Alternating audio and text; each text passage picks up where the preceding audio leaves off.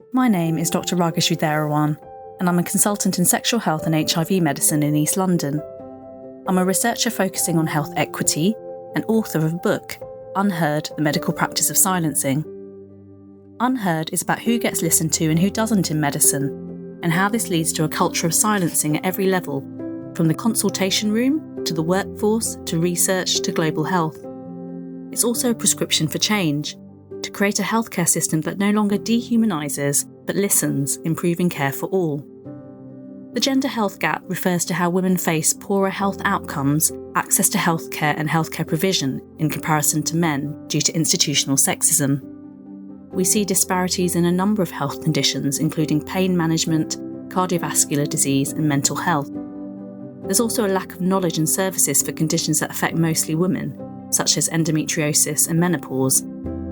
These gaps can have an impact on women's physical and mental health and quality of life due to delayed investigations, diagnosis and treatment. It can also affect their economic status if they're unable to work, and their illness may impact their families and close relationships. It's really important to acknowledge the gender health gap so we can address the root causes and narrow it.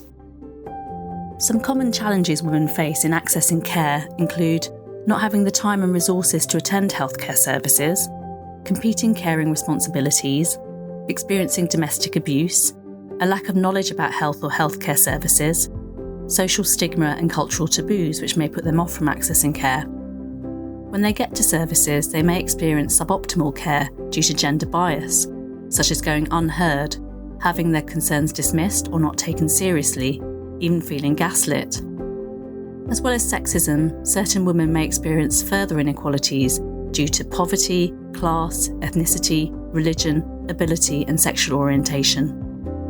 Some practical tips women can use include preparing for appointments by writing down what they want to ask or say, taking along useful information like results or medications, and asking in advance if they have needs around accessibility or if they need an interpreter. It can be helpful to bring a friend or relative that is trusted, as an advocate can be very powerful.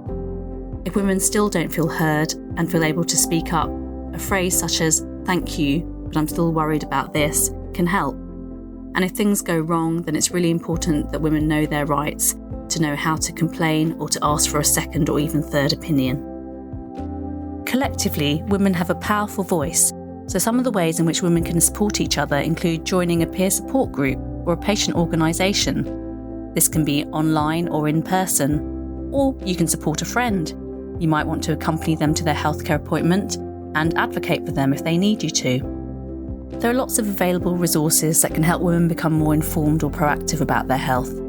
So, for example, there's a lot of websites such as this one, and there's also nhs.uk and healthtalk.org, which has a lot of information about a variety of health conditions. There are also charities such as Endometriosis UK, which have information about specific conditions.